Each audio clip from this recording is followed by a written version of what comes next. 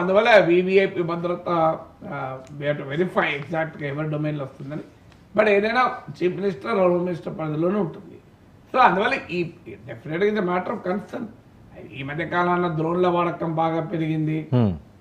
ఎవరు పడితే వాళ్ళు డ్రోన్లు వాడుతున్నారు. చాలా అన్రెగ్యులేటెడ్గా ఉంది. ఇప్పుడు అమెరికాలోనైతే అదో పెద్ద ఇష్యూగా మారిపోయింది. ఈ డ్రోన్లు ఇది ఎవరన్నా చైనా వాడు పంపిస్తున్నాడా లేకుంటే గ్రహాంతర వాసులా, ఇలా అమెరికాలో ఈ ఎనానిమస్ డ్రోన్స్ పెద్ద వివాదాస్పదంగా, ఈవెన్ ఎయిర్పోర్ట్ల పైన డ్రోన్లు తిరుగుతున్నాయి.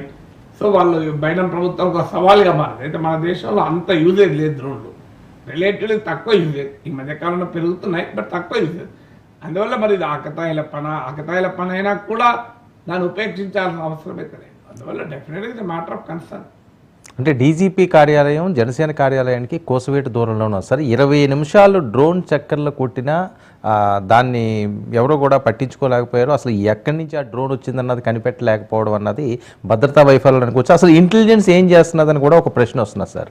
అంటే సహజంగా క్వశ్చన్స్ వస్తాయి, కానీ మనం వెంటనే భద్రత ఫెయిల్ అయింది, నిఘా ఫెయిల్ అయింది అని ఎక్స్ట్రీమ్ కంక్లూజన్ రావద్దు. మీకు లుంబిని పార్క్ లో తీవ్రవాద దాడి జరిగింది. ఎంత దూరం అండి డీజీపీ ఆఫీస్కి అది.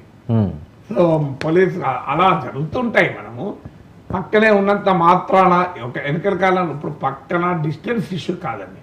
మీరు 50 కిలోమీటర్ దూరం ఉన్నా కూడా పోలీస్కి మానిటర్ చేయొచ్చు కదా సార్. దానిలో డిస్టెన్స్ ఇష్యూ కాదు.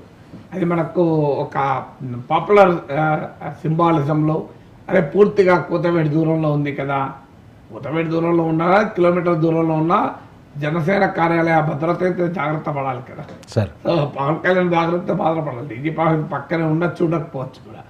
బట్ ఇప్పటికిప్పుడు ఈ కోణాలన్నీ ప్రశ్నలే. ఇప్పటికిప్పుడు మన కంక్లూషన్కి వచ్చేది ఇంటెలిజెన్స్ ఫెయిల్యూరు, ఇది భద్రతాపరమైన ఫెయిల్యూరు, ఇది కుట్ర, ఇది మరి ఆ కుట్ర ఎవరు చేశారు రాజకీయంగా. కుట్ర అంటే సరిపోదు, కుట్ర ఎవరు చేస్తారు. సార్ పవన్ కళ్యాణ్ గారు జాగ్రత్తగా ఉండాల్సిన అవసరం ఉందా? తప్పనిసరిగా ఉండాలి. ఎవరైనా ఒక స్థాయిలో ఉన్న వాళ్ళు జాగ్రత్త ఉండాలి కదా సార్. ఎందుకంటే స్థాయిలో ఉన్న వారికి ఎప్పుడైనా శత్రువులు ఉంటారు. సో ఆ మేరకు జాగ్రత్త పడాల్సిందే కదా సార్. సార్ మరొక అంశం విషయానికి వస్తే తమన్ చాలా ఆవేదన వ్యక్తం చేశారు. అలాగే చిరంజీవి గారు కూడా దాని మీద ట్వీట్ చేయడం జరిగింది ప్రస్తుతం జరుగుతున్న పరిణామాలపై. తమన్ బయట ఒకసారి విందాం సార్. తమన్ బయట ప్లే చేయండి.